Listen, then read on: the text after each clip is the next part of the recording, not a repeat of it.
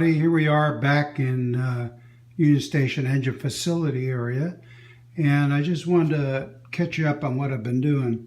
This is the beginning of phase 2, where I'm going to complete the enclosure of this upper level of the Helix, and then we're going to add some more of these concrete panels like here. That'll be along this side. I printed out probably another 21 or 22 of those things, plus the tops here that get glued on separately, and then they'll go along in here. And then I use the fiber fill. This is from redoing the upholstery, and this is the stuff that goes inside the cushions. And what I'll do is I'll stuff more of that along in here, cover this thing up, and eventually that stuff will be painted and scenic, probably with some grass and shrubs and stuff like that, which were actually along the tracks. I have pictures of the real east approach coming into Kansas City.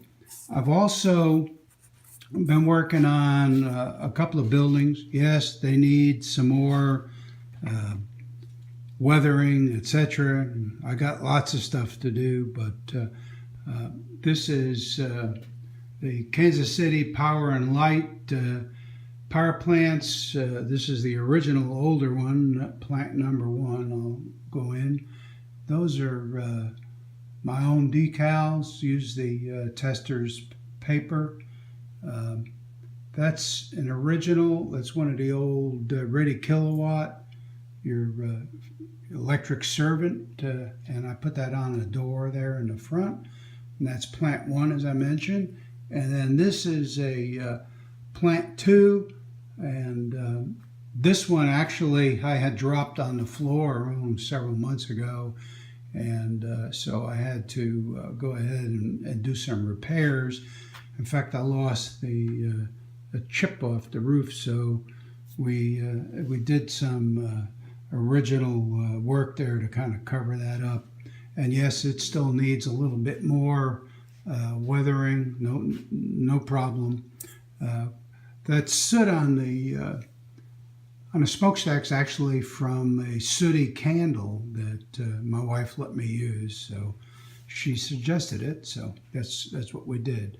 And then this original plant, which may or may not be still in use, has got a little bit more detail on it because it's an older plant, and that's one of the newer ones that has been built.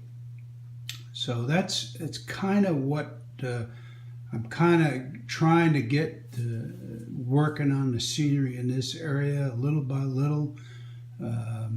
These buildings here, this is the Union Pacific Freight House. Doesn't look anything probably like the real one, but those are the buildings I had. And that's some of that modular stuff, I believe, from Woodland Scenics at one time. Also, I'll show you something that I've been doing with the Missouri Pacific E8 and the E7. And that'll be a little later on in this video. Thanks for watching, guys. Here's all my painter's equipment. But I did work on decaling this E7B and painting it, which was a lot of fun, but more so the decaling. So the yellow, 2 silver lines, and then the yellow I had to put a little bit on top. Still needs to have some dull coat put on it, but I wanted to see how it matched up. It's a little darker in the gray, but if I look at all the various, that's a BLI E8. If I come down over here and I look at the various colors of gray between the Concord and whatever other brands I've got over there. I think I got some from Intermountain. I mean, they're all a little different. So that doesn't bother me that the engine has a little slightly different color. So, but I think it come out pretty good. And so the next thing I'll do, once I get the thing dull coated and the windows put back in, I'll go ahead and get these two running as a consist. So, but anyway, we'll see you next time. Bye bye.